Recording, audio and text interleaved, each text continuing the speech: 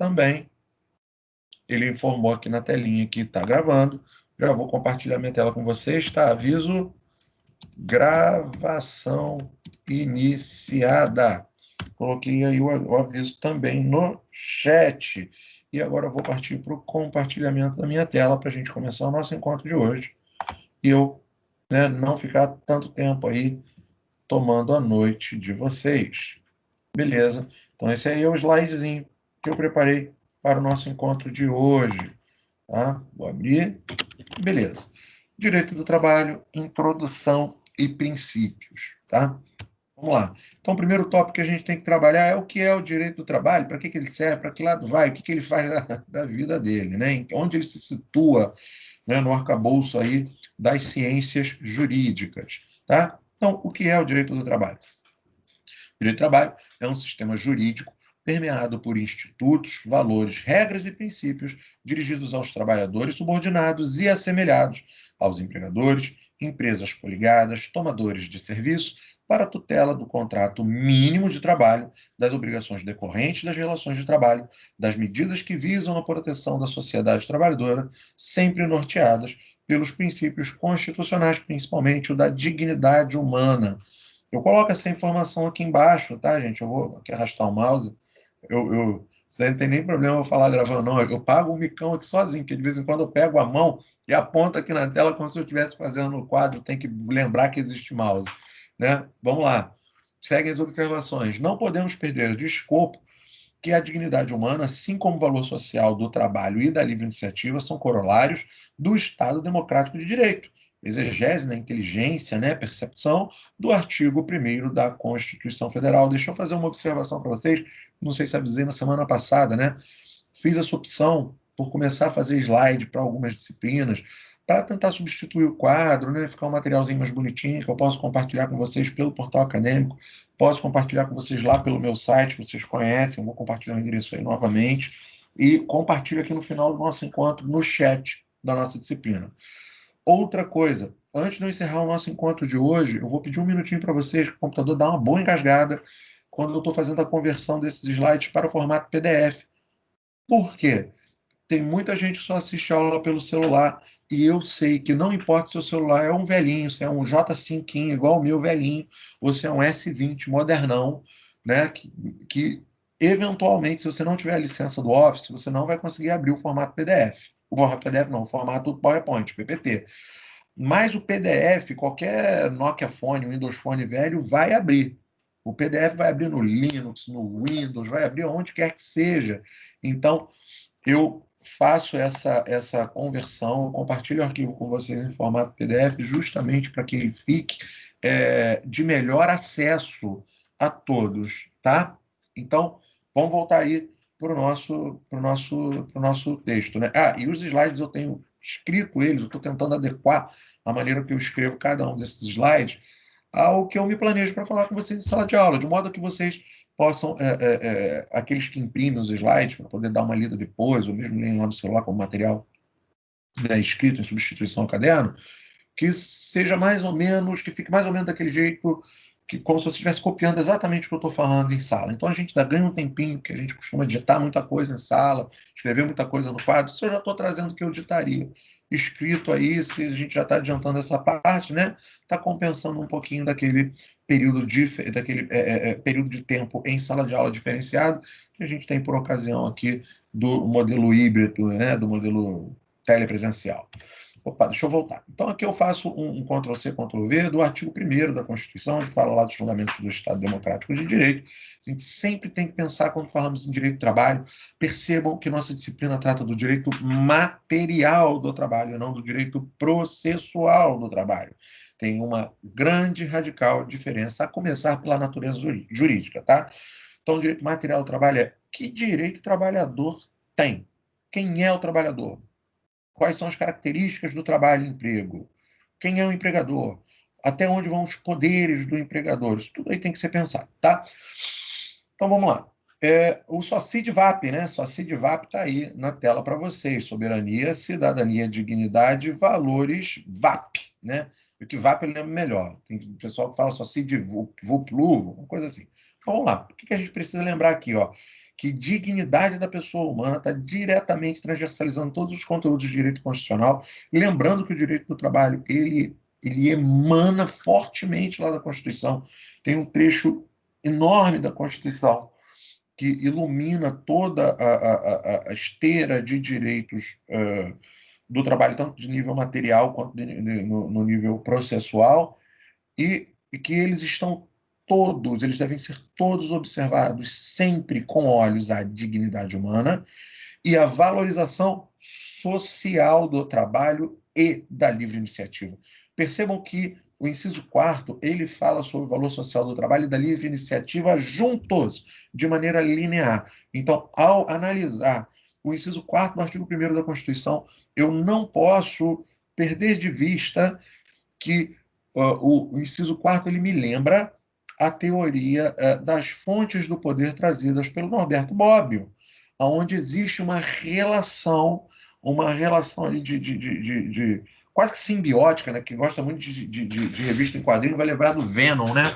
Que existe ali aquela relação entre o simbionte e o Ed Brock. Já explico isso depois, né? Isso é quadrinho. Quem não pegou a referência vai pegar daqui a pouco, né? Uma relação quase simbiótica, mas não é uma coisa simbiótica, aquela coisa doentia, não, é uma coisa amalgamizada, porque a livre iniciativa ela cria o posto de trabalho, né? Ela cria o posto de trabalho, ela cria as vagas de emprego, ela enxerta capital no mercado e o valor social do trabalho oferece mão de obra especializada, mão de obra como vou dizer, mão de obra livre, mão de obra humana, mão de obra, inciso terceiro, digna. E essa relação engendrada entre o valor social da mão de obra humana digna e a inserção de capital na livre iniciativa são o laço, simbolizam o laço que existe entre a fonte do valor, a fonte do poder econômico, explicitada na teoria do Estado do Norberto Bobbio, e a fonte do valor pautada em solidariedade social, esposada na mesma teoria das fontes do poder, lá na teoria do Estado do Norberto Bobbio. Todos eles dependem, né? Interrelacionam-se também com a fonte do poder político, mas aí entraríamos na questão da teoria do Estado, e aí eu sei que a maioria não gosta muito desse assunto, mas ele está ali permeando todo o nosso diálogo. Com relação à natureza do direito do trabalho, né? O direito do trabalho encontra-se alacado. Eu não sei o que eu quis escrever aqui, né? Opa, mas daqui a pouco elencado, né? Eu vou depois eu acerto aqui, não sei que palavra que eu tentei escrever aqui que o corretor me boicotou, né? Como eu estava falando para vocês, a questão de usar o Office pelo celular. Eu começo às vezes a preparar os slides de vocês no computador e aí estou fazendo alguma coisa, continuo trabalhando ali no celular, digitando pelo PowerPoint no meu celular, e o celular, às vezes o corretor, ele boicota a gente, né? Quem nunca foi vítima disso? Mas tudo bem. O direito, ele deve estar ali, né? O que eu devo ter tentado dizer ali é que o direito do trabalho encontra-se elencado, ele encontra-se inserido como ramo do direito privado, ou seja, dentre os ramos do direito que visam disciplinar as relações interindividuais e interesses privados.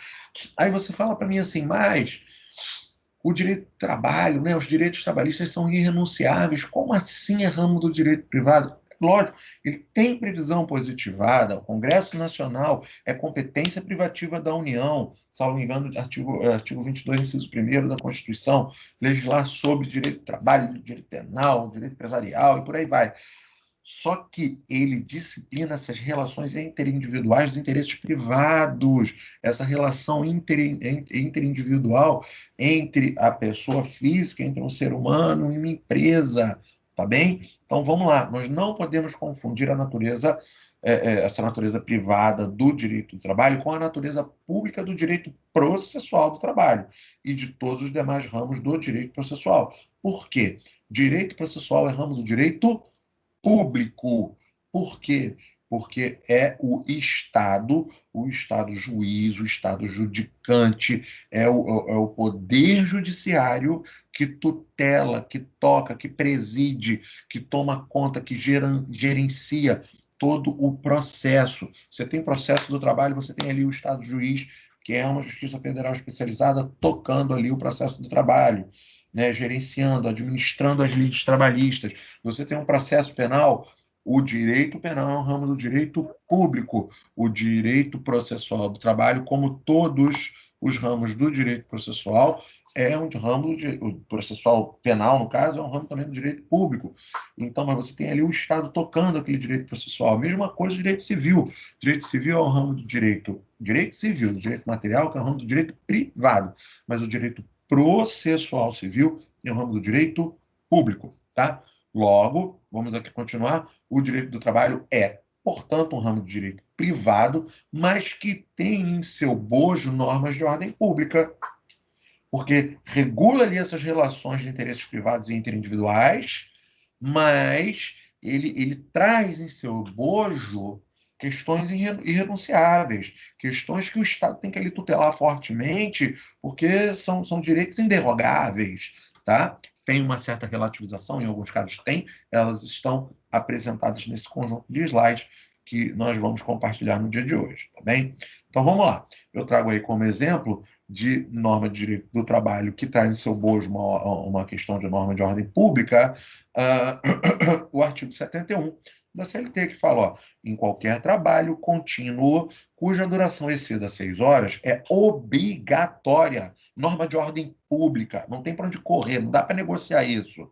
A concessão de intervalo para repouso e alimentação, qual será de no mínimo 1 hora, e salvo acordo escrito ou contrato coletivo em contrário, aí, ó, a exceção à regra, não poderá exceder a 2 horas. Mas percebam, não existe exceção à regra de 1 hora. Esse intervalo do trabalho que excede a 6 horas é de, no mínimo, um intervalo para refeição e descanso, de, no mínimo, 1 hora. E salvo acordo por escrito ou contrato coletivo de trabalho, ou dissídio coletivo, ou convenção coletiva com participação do sindicato de categoria, não poderá exceder a 2 horas. Por quê? Porque esse período de intervalo do intervalo intrajornada, vamos passar a chamá-lo a partir de hoje como intervalo intrajornada, aquele intervalo para refeição e descanso, hora do almoço, né? Hora do cochilinho. Eu devia ter incorporado aqui nesse vídeo um meme que eu nesse slide, um meme que outro dia meu irmão me mandou. Ele é ótimo de slide, ele é professor de física, que tinha o pessoal assim numa obra tirando horário de almoço. Aí o cara, em vez de tirar o horário de almoço, ele estava levando o colega dele para brincar assim no carrinho, né? Mas é um intervalo para refeição e descanso. Claro que ali, né? Estava quebrando uma certa um certo compromisso ali no local de trabalho, que estava pondo outros em risco, que era uma obra, mas excluída essa possibilidade, o teu intervalo é para refeição e descanso, é um intervalo intrajornada. Você está de dieta, você não quer comer, quer tirar um cochilo naquela 1 hora? Vai tirar um cochilo na hora, esse é um intervalo para refeição e descanso. Você lanchou e em 5 minutos, tem lá mais 55 minutos do teu intervalo para refeição e descanso. Você vai estudar no teu celular, quer ficar no WhatsApp, né, na paquera, quer ter um intervalo para refeição e descanso.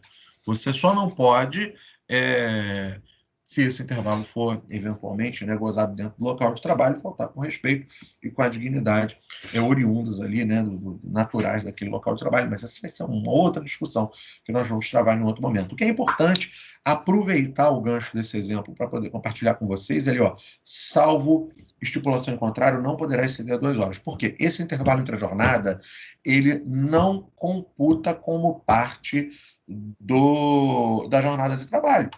Então, se você tem ali uma jornada de 8 horas diárias, eu vou usar isso como exemplo mais à frente, dos limites, né, da duração do trabalho, você tem ali uma jornada de 8 horas diárias, 8 horas diárias, você trabalha 4 horas, para almoçar durante 1 horinha, depois você volta e trabalha mais 4 horas. Né? 4 horas de trabalho mais 4 horas de trabalho faz as suas 8, com 1 hora de intervalo no meio, 9 horas que você fica ali dentro do local de trabalho. Essa 1 hora que você parou do intervalo entre a jornada não conta como 1 hora trabalhada. É seu intervalo. O horário é seu. Beleza, gente? Então, e aí o que acontece? Por que tem que ter essa limitação de 2 horas? Só para explicar. Nós vamos voltar nesse direito lá na frente, quando nós falarmos sobre os direitos materiais do trabalho em espécie, né, e analisar ali aqueles que estão inseridos no artigo 7º, né, e tudo mais.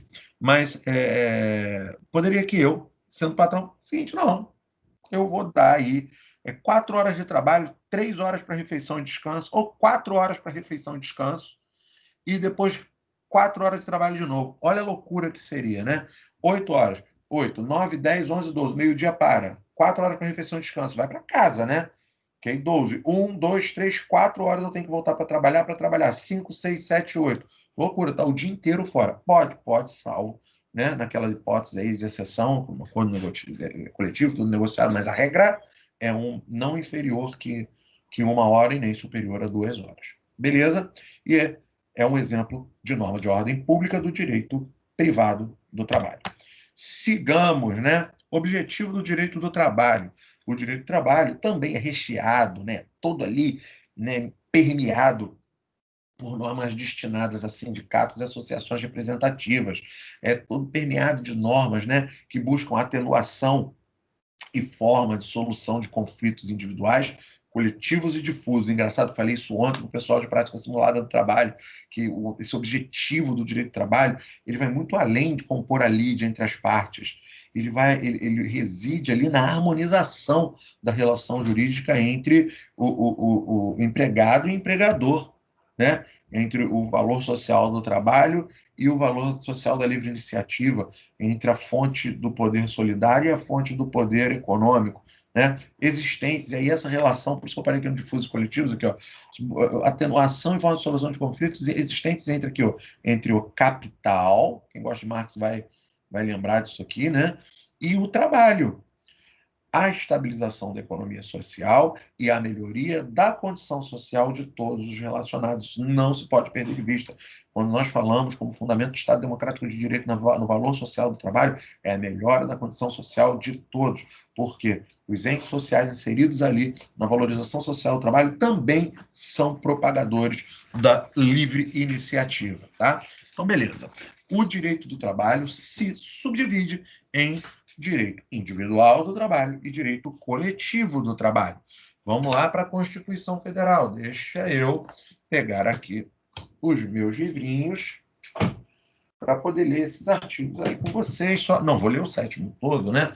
Mas só para exemplificar, não vou ler o 7º todo hoje. A gente vai ler ele partidinho ali ao longo de diversos encontros que teremos durante esse semestre e provavelmente durante outros. Mas vamos lá. O 7º da Constituição, caput, fala o seguinte, né? São direitos dos trabalhadores, urbanos e rurais, além de outros que visem, ó, a valorização social, a melhoria de sua condição social. Novamente, transversalizo com o conteúdo do artigo 1º, inciso 4º da Constituição.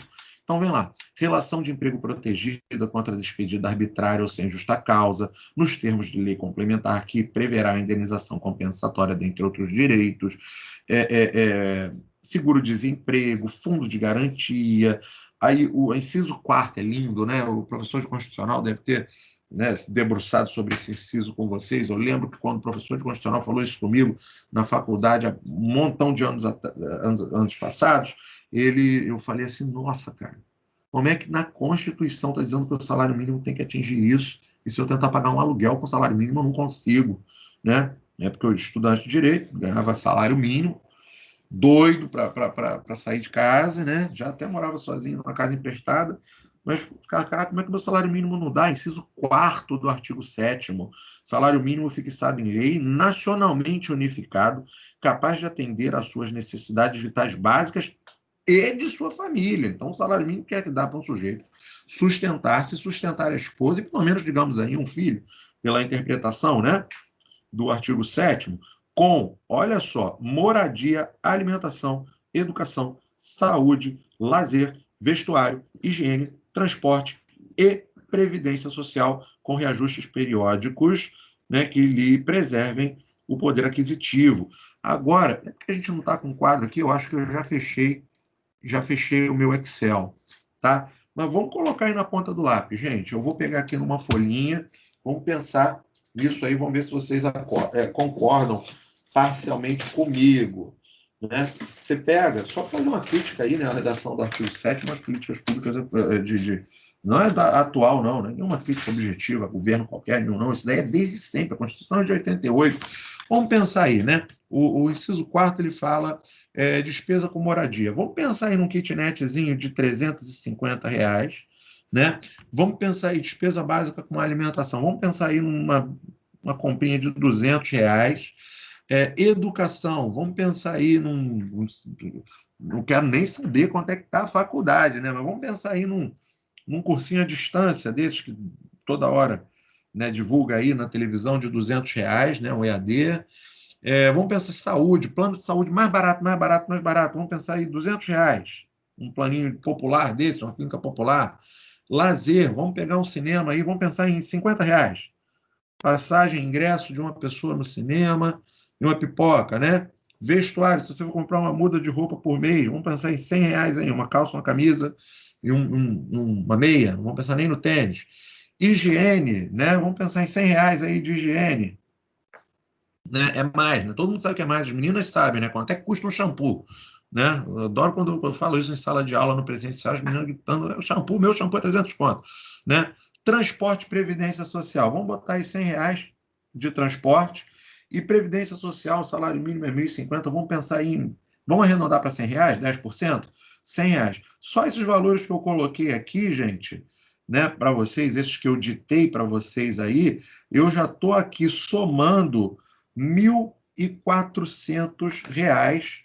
Aí você vai falar, tá próximo do salário mínimo, Léo, mas eu arredondei tudo muito lá para baixo, tá? Então é uma crítica, mas é uma crítica histórica ao desvalor do salário mínimo estabelecido para o cidadão brasileiro. Beleza, gente? É um desvalor. Nós sabemos aí, quem de vocês tem família, quem trabalha sabe, o salário mínimo não consegue atingir o parâmetro. Melhorou muito, mas não consegue atingir o parâmetro do artigo 7º.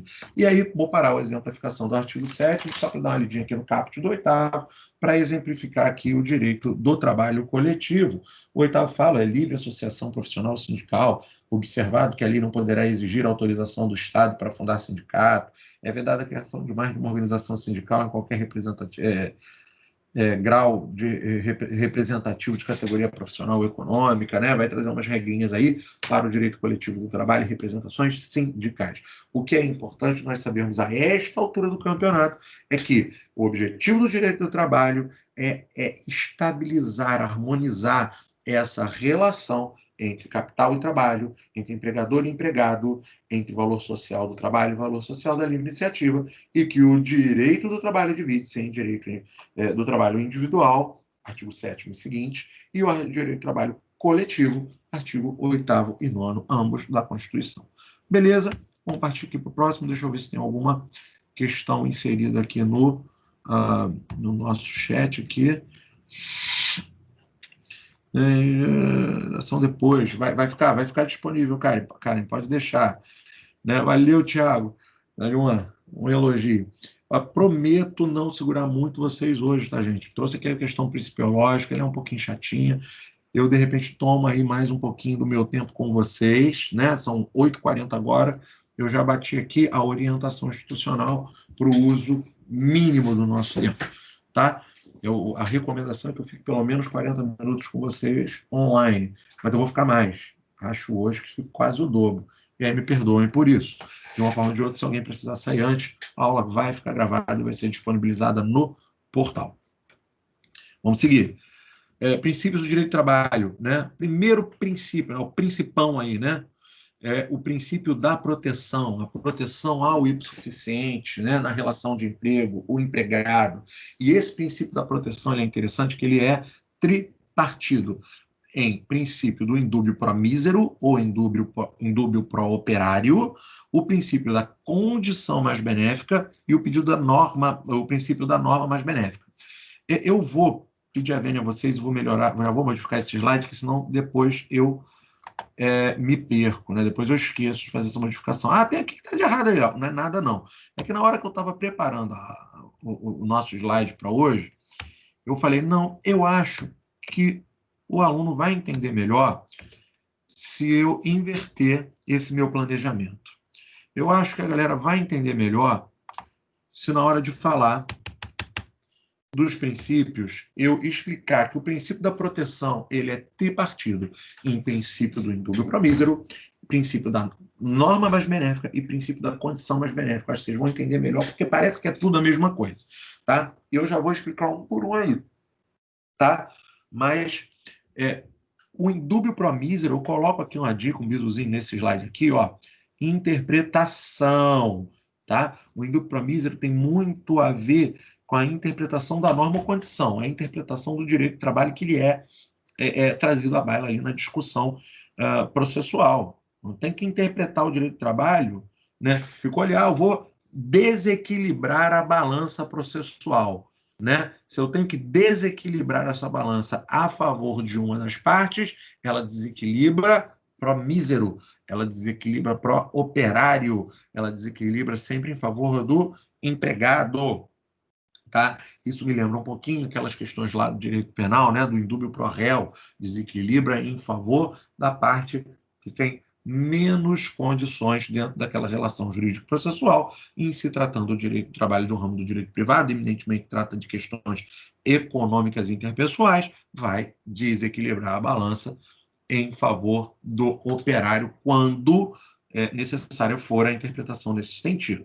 O princípio da norma mais benéfica, que vai avaliar ali uma multiplicidade de normas, de positivações estabelecidas para aquela relação trabalhista, e o princípio da condição mais benéfica, né? Do tratamento mais benéfico dentro da relação de trabalho e emprego, não objetivamente, observado dentro, num escrito, tá?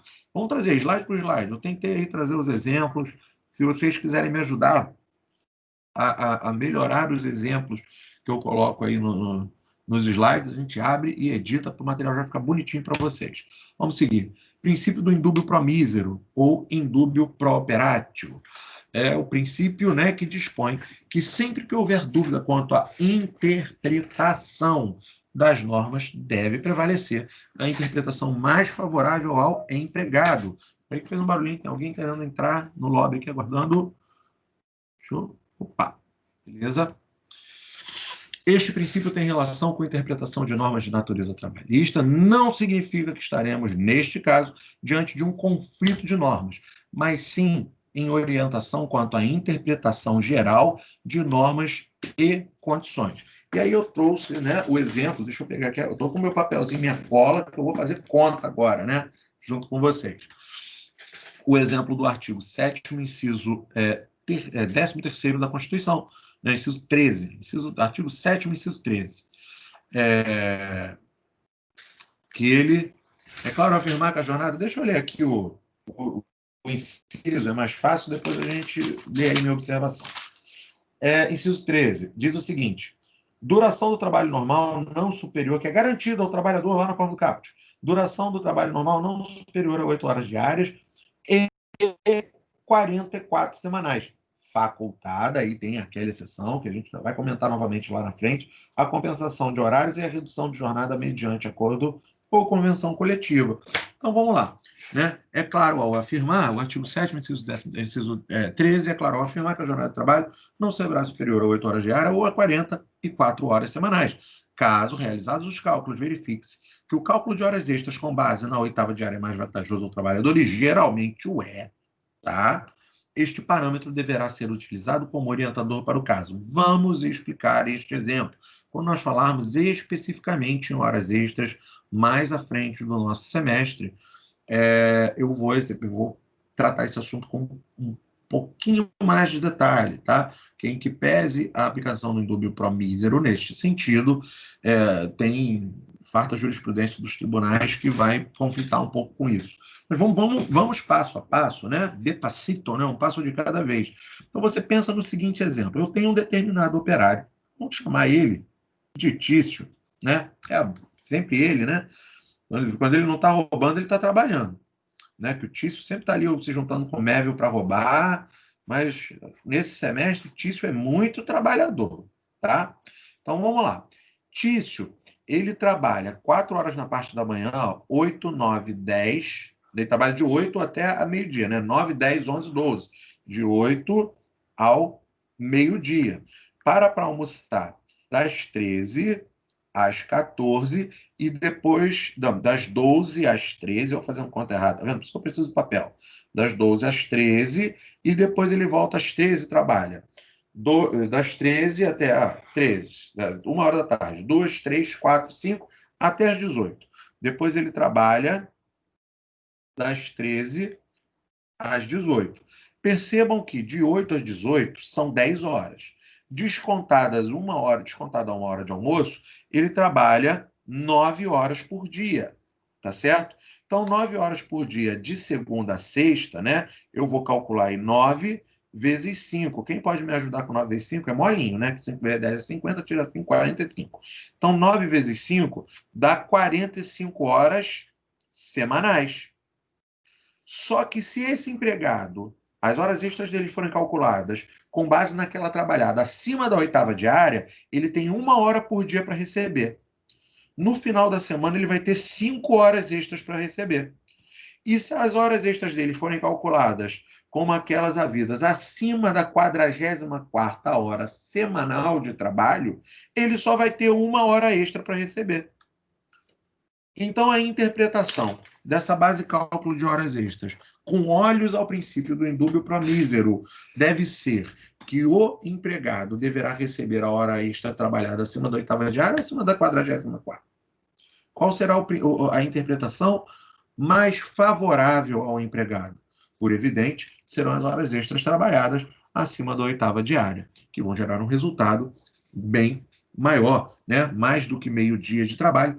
Aí, com o acréscimo da hora extra, ele vai ganhar praticamente um dia a mais, né? Com um acréscimo de 50%, 60%, 100%, dependendo do que dispor a legislação ou os acordos coletivos de trabalho. Beleza, até então, galera. Deixa eu dar uma olhada aqui. Ó, o Tício, o Vilanildo falando, Tício é o cara. Né? Tício, esse semestre, Tício parou de roubar. Esse semestre, Tício tá muito trabalhador, tá? Tício tá arrumando emprego em tudo quanto é lugar, tá botando o patrão na justiça. Tício vai fazer um escarcéu. Quando tiver que ser dispensado por justa causa, vai ser o Mévio. Vamos lá. Segunda parte do princípio. Aqui, agora, vamos lá. Segunda parte do princípio da proteção que eu inverti, né? Lá que eu ia falar da condição mais benéfica, e agora eu estou falando aí da segunda parte do princípio da proteção, que é o princípio da norma mais benéfica. O princípio da norma mais benéfica, ou norma mais favorável, diz o seguinte, né? Que em havendo conflito de normas, ou seja, mais de uma norma, mais de uma situação positivada, mais de um escrito aplicável à mesma situação, aplicar-se-á aquela que no todo, né, ou no conjunto seja mais favorável ao empregado. E aí aplica-se uma teoria, teoria majoritária, daí não tem discussão, que é a teoria do conglobamento. Eu coloco aí abaixo, né, uma tentativa minha de explicar o que é a teoria do conglobamento. Antes de eu ler o que eu escrevi, eu vou tentar primeiro explicar com as minhas palavras, antes da gente viajar ali no que eu escrevi. A teoria do conglobamento, gente, pensa, a palavra ela é muito intuitiva para usar um termo que hoje em dia a gente usa muito para telefone celular, para tecnologia, né? Ela já diz alguma coisa, congloba. Ela como que engloba, ela abraça, ela envolve. Significa dizer que se existem duas normas, uma norma menos favorável, uma norma mais favorável, essa norma, se ela é mais favorável, ela vai abraçar aquele direito menos favorável e tem mais alguma coisa. Ela encapa, né? Ela prevê dentro de si, ela já prevê aquele direito também. Então, ela reveste, ela congloba aquele direito pretendido pelo trabalhador. Estamos falando do princípio da proteção ao trabalhador, da proteção ao hipossuficiente na relação trabalhista de direito material, tá bem? Ou seja, proteção ao operário em seu nível do princípio da aplicação da norma mais benéfica, quando duas forem apresentadas. Então, vamos aí para a minha tentativa de explicação por escrito da teoria do conglobamento. A teoria do conglobamento é utilizada quando há conflito entre normas distintas que regulam as relações de trabalho. Segundo a teoria do conglobamento, na ocorrência de um conflito que foi estabelecido, por exemplo, faltou um por exemplo aqui, na convenção coletiva e no acordo coletivo, ou outro instrumento normativo, deverá prevalecer o que for mais favorável ao empregado, no seu conjunto ou em sua totalidade. E aí é outra parada interessante, né? Porque você pode ter um acordo coletivo, um outro instrumento, que em um determinado aspecto, vamos colocar aí, vamos lá, como é que eu posso aí? Estou tentando dar dois exemplos. Você tem um acordo ali, uma normatividade da empresa, né? Algo ali interno da empresa, que prevê que a hora extra trabalhada, os dias de sábado serão pagas com acréscimo de 100%, e que de segunda a sexta vai ser 50%. E aí, no outro acordo coletivo, no outro documento, diz que a sexta-feira também, se for trabalhar hora extra, é 100%. Um não fala do sábado, o outro não fala da sexta. Né? Você tem dois acordos, duas convenções coletivas aí, cada um, as duas vigentes, as duas estão, né, seguindo aí juntas, estão eficazes, né, dentro daquele lapso temporal, e uma fala de um acréscimo para um dia e não fala nada. Vamos botar aí, uma fala de acréscimo a 100% para o domingo, ou a 120% do domingo, e a outra fala no acréscimo de 100% para sábado. E a que fala domingo não fala do sábado, a que fala do sábado não fala do domingo. Você descarta uma e encarta outra? Não, elas são conglobantes, elas vivem, elas existem harmonicamente. Uma completa congloba a outra. Por isso aqui, ó, no seu conjunto, uma completando a outra. Ou em sua totalidade, se uma for em total mais benéfica do que a outra. Pela teoria, não deverá haver fracionamento. A previsão normativa mais benéfica ao trabalhador absorve a mesma benéfica, conglobando-a. Então, exemplo, esse é o exemplo da doutrina, tá? Que eu inseri nesse contexto dos nossos slides, né? Súmula 202, gratificação por tempo de serviço, compensação. Existindo ao mesmo tempo gratificação por tempo de serviço outorgada pelo empregador e outra da mesma natureza prevista em acordo coletivo, convenção coletiva, sentença normativa, onde o empregado tem direito a receber exclusivamente, o empregado tem direito a receber exclusivamente a que lhe for mais benéfica. É a súmula do TST que ela estava comparando uma previsão de um regimento interno, de uma normatividade interna qualquer da empresa, aonde ele tem ali, teria o direito a uma gratificação por tempo de serviço de uma certa forma, e aí tem outra previsão normativa qualquer de acordo coletivo, de dissídio coletivo, que fosse menos benéfica ao empregado, mas ainda assim oriunda de acordo coletivo. Não, é essa aqui, a mais benéfica, vai conglobar a outra. Não significa que a outra está revogada ou que não vai ser aplicável em parte, mas significa que uma engloba a outra naquilo que for mais benéfico. Recapeia. Beleza, gente? Então, aí é muito tranquilo. Você pega duas normas, você tem dois termos positivados. E aí nós vamos tratar de lei, de previsão constitucional, de acordo coletivo, de regimentos de empresa. Você tem ali, está no papel, né, a previsão de determinado direito para aquele trabalhador. O que vai valer para aquele trabalhador? O que vai ter que ser respeitado para aquela relação de emprego? A previsão mais benéfica. Ah, mas essa é menos benéfica, mas é mais moderna. Não, a mais benéfica deve ser respeitada, salvo, né, os novos contratos e tudo mais. Mas vamos lá, isso é outra parte. Mais pra frente vamos falar disso. Tá? Princípio da condição mais benéfica.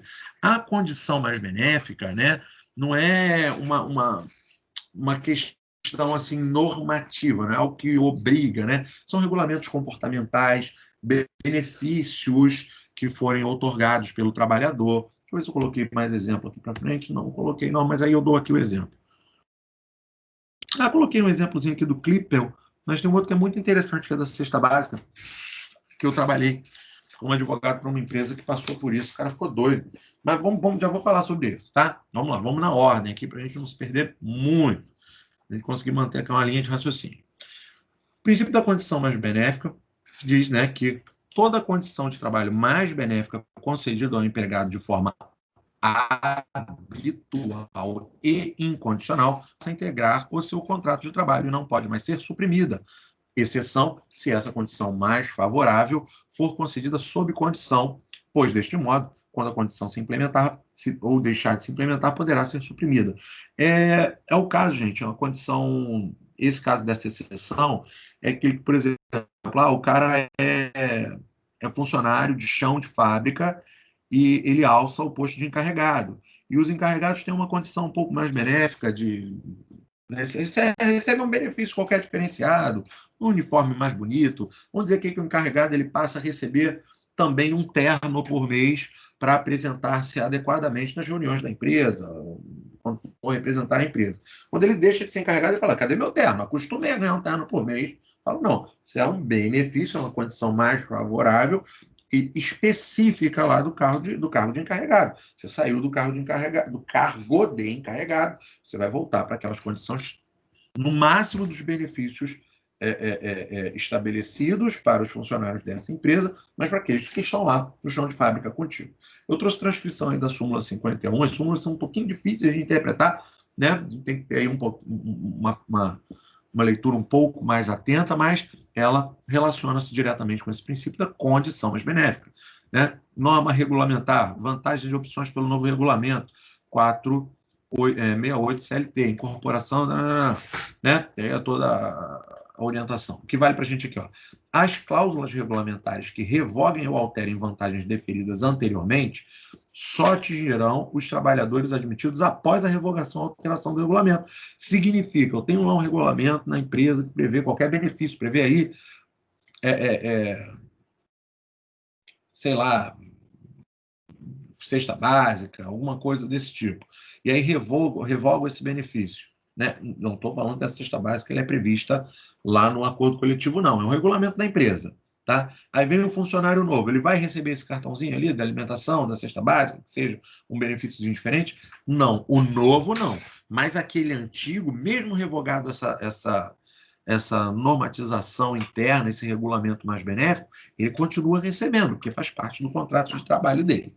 Tá? Já incorporou-se ao contrato de trabalho dele. Tá? E aí o inciso segundo da item 2 da súmula 51, havendo coexistência de dois regulamentos na empresa, a opção do empregado por um deles tem efeito jurídico de renúncia às regras do sistema de outro. Porque às vezes vem um novo regulamento, né, com um sistema para alcançar-se determinados direitos, e, de repente, para alcançar um outro direito, um direito mais benéfico no regulamento novo, você precisa correr por um caminho maior, você precisa atender condições outras, né, mais difíceis, né, mais exigências. Não significa que o atendimento dessas condições, né, impostas para se atingir um determinado benefício, eles tornem aquela condição menos benéfica. Mas é uma nova procedimentabilidade para que se alce uma condição ainda mais benéfica. Tá? Vamos lá, um exemplo, né, para poder ficar bem claro esse exemplo, eu tirei aqui do livro do Clipper, eu coloquei aqui bonitinho, tá? Se o empregado trabalhava aos sábados, sempre trabalhou sábado, aí parou de trabalhar período razoável. O empregador falou: não, agora aqui a gente não abre mais sábado, é despesa para a empresa. Aí o cara está 6 meses sem trabalhar dia de sábado. Não por um motivo de pandemia, não por um motivo superveniente. Não. Sim, está tudo normal, o cara não vou mais trabalhar dia de sábado.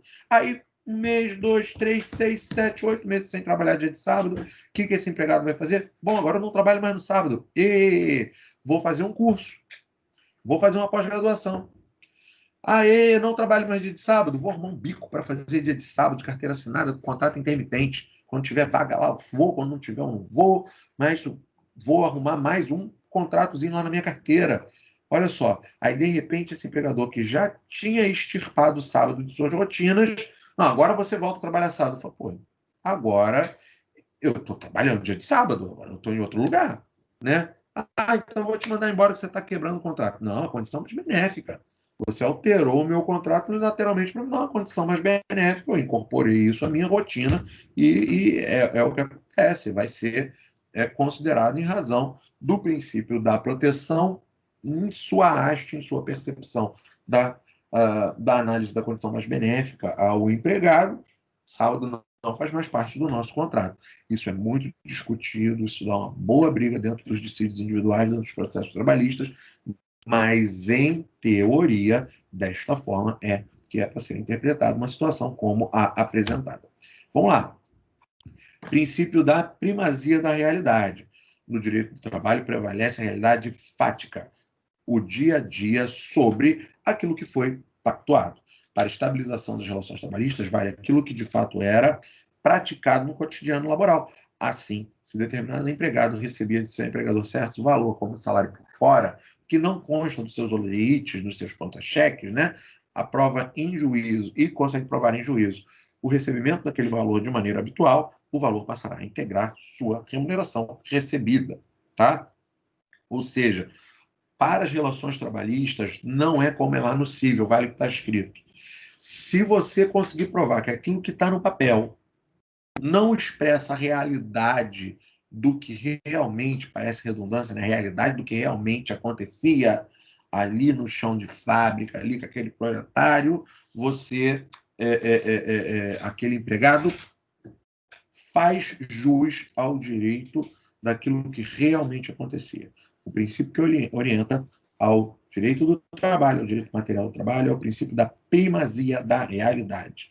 Eu posso ter ali um determinado cartão de ponto, mesmo que não seja horário britânico, né? Tudo batido 8 e 1, 8 e 2, 7h59, e depois vem lá 17h1, 17h2, 16h59, até o horário é variável. Mas eu venho com a prova testemunhal e falo lá, ó, o cara ficava até às 10 da noite, todo dia, e consigo fazer prova disso, primazia a realidade. Essa é a realidade da relação de trabalho. Então, vamos ver que direitos vão advir dessa realidade esposada nesta relação trabalhista.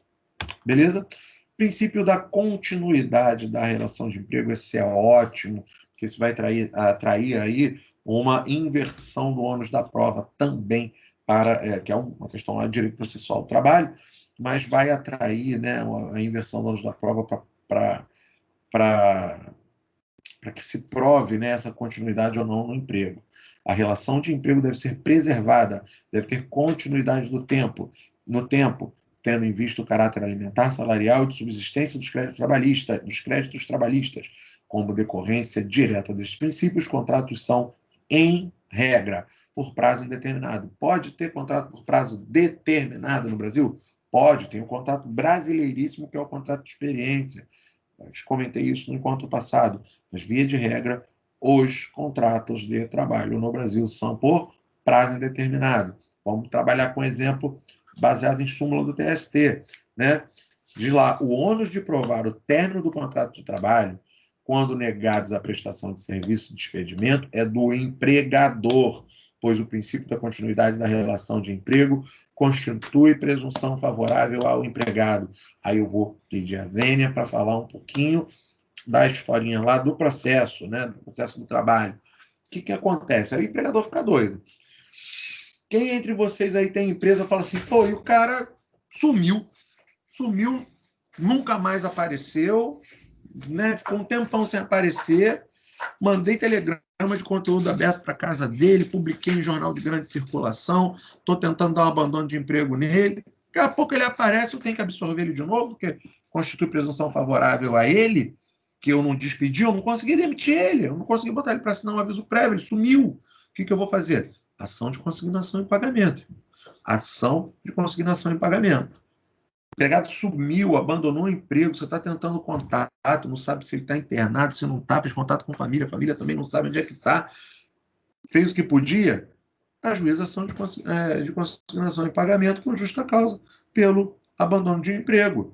Ele vai ser instado a responder essa ação de consignação em pagamento e você vai estar aí, né, lidando com uma lide, mas é a via mais adequada para que você tente consolidar essa sua impossibilidade de adquirir com as suas obrigações como empregador, tá bem? O mais tecnicamente adequado, hashtag fica a dica. Então, vamos lá. Princípio da intangibilidade ou da irredutibilidade, da impenhorabilidade salarial. Quanto nome bonito, né, grandão? Vamos lá. O salário é irredutível, não pode ter seu valor reduzido. Exegese do artigo 7º, inciso 6º da Constituição. Vamos lá nele, rapidinho, dar uma olhada nesse inciso 6º. O 7º caput fala que são direitos dos trabalhadores urbanos e rurais, além de outros que visem a melhoria de sua condição. Inciso 6º, a irredutibilidade do salário, salvo a exceção. o disposto em convenção ou acordo coletivo. Aí tem tecido coletivo, participação do sindicato, tem toda uma regrinha, nós vamos ver lá no direito coletivo do trabalho. Mas, via de regra, o salário é irredutível. Tá? É impenhorável, não pode ser atingido por penhora. Esse impenhorável, vamos falar dele? Deixa eu dar um pulinho aqui no CPC. Cadê você? Dá um minutinho, gente, que eu vou falar já dele agora. Estava com ele aqui na mão agora, fazendo um processo.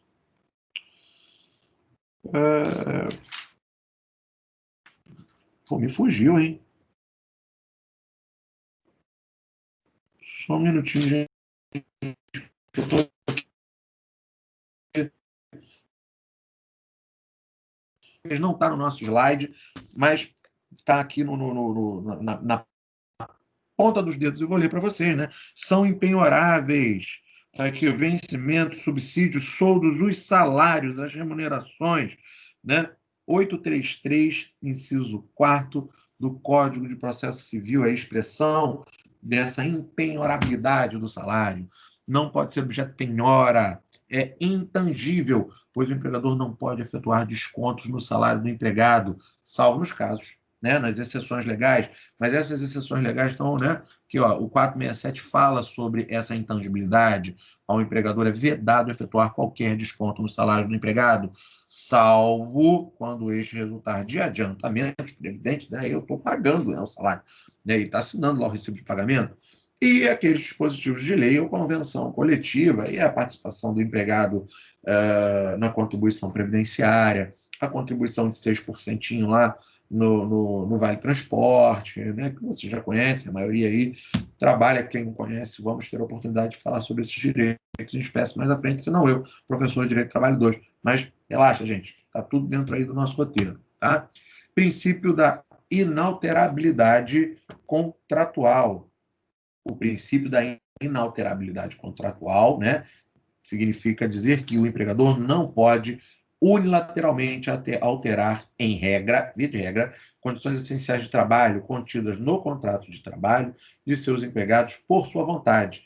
A própria lei autoriza que o empregador varie as condições de trabalho, mas desde que essa alteração seja bilateral e não cause prejuízo ao empregado. Os contratos, aí trouxe aí o Ctrl+C, Ctrl+V do 468 da CLT, tá? Nos contratos individuais de trabalho, só é lícita a alteração das respectivas condições por mútuo consentimento e ainda assim, desde que não resultem, direto ou indiretamente, prejuízo ao empregado, sob pena de nulidade da cláusula infringente dessa garantia. Deixa eu pegar aqui a CLT. Eu tinha marcado aqui, acabei de fechar minha CLT, porque a gente já está fechando, chegando ao final do nosso encontro de hoje, né?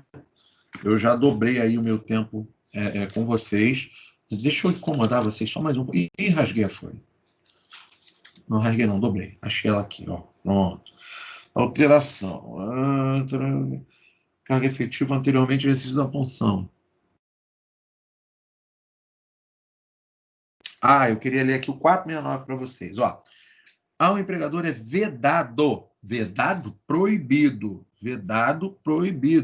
transferir o empregado sem a sua anuência para a localidade diversa da que resultar do contrato, não se considerando transferência a que não acarretar necessariamente mudança de seu domicílio.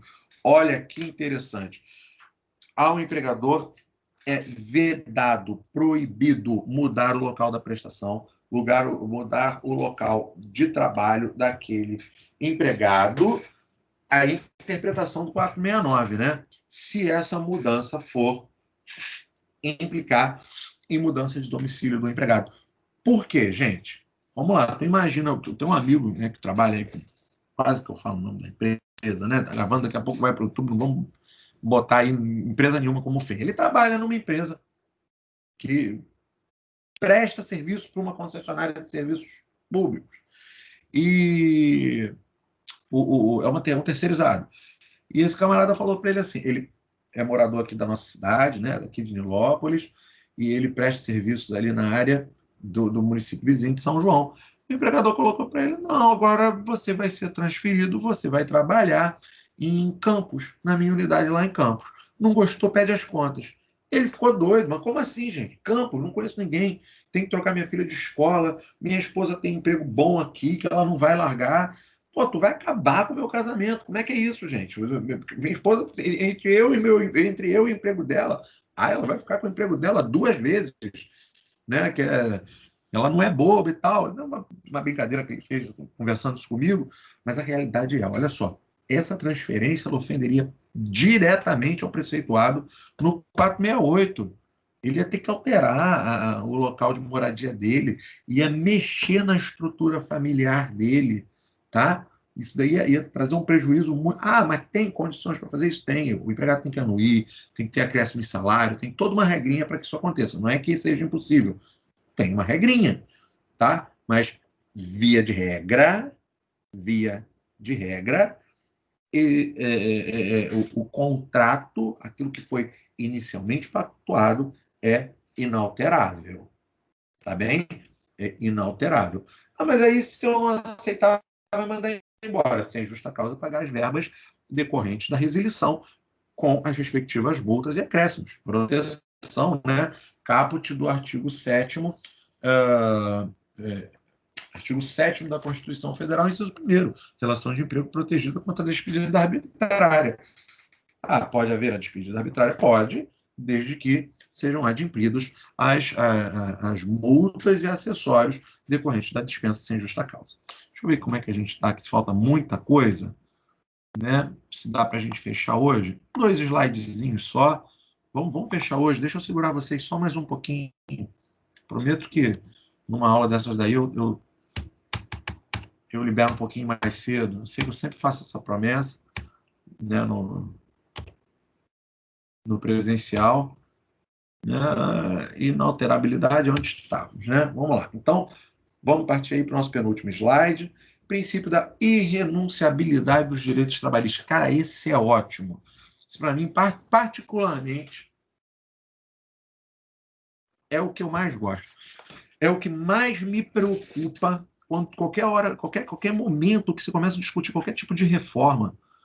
Eu me arrepio quando eu penso que alguém possa tocar na irrenunciabilidade dos direitos trabalhistas, porque é muito difícil, quando você está na situação de desemprego, dizer não para o camarada que quer te contratar. O cara fala assim, ó, você vai assinar aqui que está abrindo mão de 13º salário. Você, tá. Você está aqui assinando que vai abrir mão de fazer 3 refeições por dia. Pô, inclusive, eu te dou a minha. Você vai aceitar, você está desempregado, está desesperado. A natureza salarial da verba remuneratória, a natureza alimentar da verba remuneratória trabalhista, pensar, gente, ela tem a ver com a dignidade do ser humano. Ela tem a ver ali com a percepção dele enquanto trabalhador digno, né? Pelo menos aí peço a vênia pela troca de experiências pessoais. Eu, brincadeiras à parte, minha vida não cai na prova, né? É o nosso conteúdo que está aí. Mas eu, por exemplo, fui educado com com a seguinte, né? Com a seguinte visão, né? Emprego não se nega. Você tem condições de trabalhar, tem espaço na tua agenda, você vai aceitar o contrato. Ah, mas eu quero ficar mais um pouquinho em casa para descansar. Você vai aceitar o contrato. Emprego não se nega, né? Eu fui educado nesse sentido. Homem digno é homem trabalhador. Então, é muito séria essa relação que o ser humano tem entre emprego e dignidade humana. Ela é tão séria que ela é prevista na legislação, gente. É tão séria que ela está ali como corolário do Estado Democrático de Direito. Então, vamos lá. Falando do princípio da irrenunciabilidade, tá? São direitos. Peraí que eu deixo aqui o WhatsApp aberto, se algum aluno me chamar, mas não é, até grupo de professores, né? Mas não é nenhum colega chamando aí no desespero, não. Vamos lá. Princípio da irrenunciabilidade. Os direitos trabalhistas dos empregados são de cumprimento obrigatório, irrenunciáveis, ainda que a vontade do próprio titular do direito, que é o empregado, seja de renunciá-los, tá? Então vamos lá, para isso vamos espelhar aí a súmula 199 TST, para quem não conhecia vai ficar horrorizado, tá? Vamos lá, a contratação de serviço suplementar quando da admissão do trabalhador bancário é nula. Vou explicar, tá? Daí é uma tretinha que faziam para suprimir direito de bancário.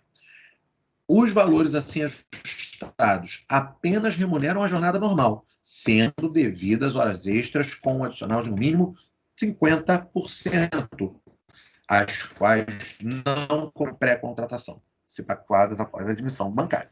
Beleza, o que essa súmula protege? Tinha uma modalidade de contratação de bancário que se fazia, que quando eles eram admitidos pela instituição financeira, a instituição financeira ela já pré-contratava as horas extras. Já pré-determinava, já inseria ali um pré-contrato de valor de horas extras. Como se estivesse comprando uma recarga complementar para um telefone celular, só que o trabalhador não é uma máquina. E essa era uma maneira de burlar ali o pagamento de horas extras. Então veio a súmula 99 dizendo, o valor contratado ali no estabelecimento da relação entre a instituição financeira e os bancários é o valor do salário, para trabalhar naquela jornada ali, né, de 8 horas, aquela jornada prevista ou no mínimo da Constituição ou no dissídio coletivo que abraça a categoria. Se o cara trabalhar mais, vai receber horas extras com base naquele pacotão que ele assinou, aquele termo ali onde ele estava renunciando a um complemento de recebimento de horas extras, porque elas já estavam sendo pagas. Igual hora extra pré-pago, quando você comprasse um cartão pré-pago de horas extras. Olha, funcionário, você é como um celular, eu vou pagar esse cartão pré-pago de horas extras quando eu precisar, vou lhe usar. Tá? Como se eu estivesse fazendo uma recarga de horas extras na mão de obra de pessoa humana, né? É muito duro, né?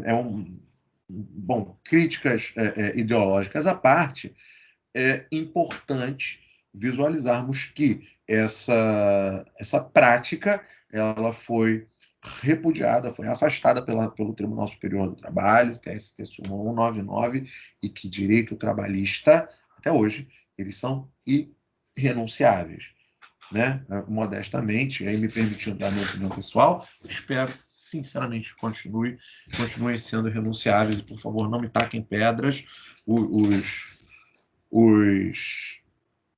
investidores, né? Os empreendedores que porventura estão me ouvindo, que não é porque nós acreditamos que os direitos trabalhistas devem ser irrenunciáveis, permanecerem irrenunciáveis, que não valorizamos a livre iniciativa e o empreendimento. Pelo contrário, entendemos que a livre iniciativa, o empreendedorismo, em especial do pequeno e do médio empresário, do pequeno e do médio empreendedor, do pequeno e do médio investidor, que são esses caras que geram, né, muitos empregos, que eles devem ser valorizados com políticas públicas que favoreçam o crescimento de suas pequenas e médias empresas. Tá? Mas isso é uma outra história, é uma conversa para um outro momento. Tá?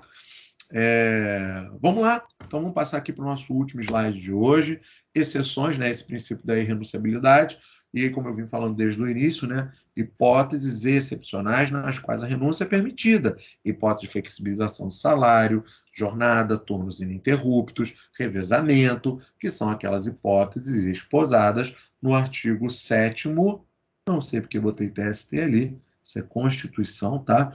No artigo 7º, incisos 6º, 13 e 14, né, da Constituição Federal. Antes de fechar o encontro de hoje, eu vou mudar esse TST aqui para CF. Mediante a pactuação de acordos coletivos e convenções coletivas com a participação obrigatória do sindicato da categoria, porque presume-se que com essa participação sindical há a flexibilização para que haja o quê? Uma condição mais benéfica, né, que valorize o valor social do trabalho e valorize aquele empreendimento, aquela livre iniciativa, aquele impulsionamento de capital que também está sendo feito por uma pessoa física que está fazendo crescer toda essa relação de engendramento entre as fontes do poder. Beleza, gente? Bom, esse foi o nosso conteúdo de hoje. Confesso que achei que não ia conseguir fechar os nossos slides hoje. Deixa eu olhar aqui para ver até que horas eu segurei vocês. Segurei vocês por muito mais do que o mínimo que me é orientado. Peço desculpas com relação a isso, mas espero que a nossa noite de hoje tenha sido produtiva. Estou aí tentando, né, fazer o que é possível para compensar um pouquinho, né, essa falta de calor humano, essa falta de encontro ali olhos nos olhos com vocês, com aquela participação, mãozinha levantada, carinha de ampulheta do Windows, né, sem entender, aí olha assim, tá com aquela carinha de carregando os aplicativos, aí para tudo, que é para ninguém ficar para trás, mas o nosso encontro está aí, está gravado, vocês, eu ainda estou compartilhando, telegravando, né, vou ter que parar de gravar aqui, né, vocês estão vendo aí que eu já converti em PDF esses nossos slides, e já vou compartilhar com vocês. Deixa eu encerrar aqui a gravação, encerrei. Eita, aconteceu um negocinho ali. Deixa eu aqui encerrar a gravaçãozinha aqui do Teams também. Amanda falou aqui comigo.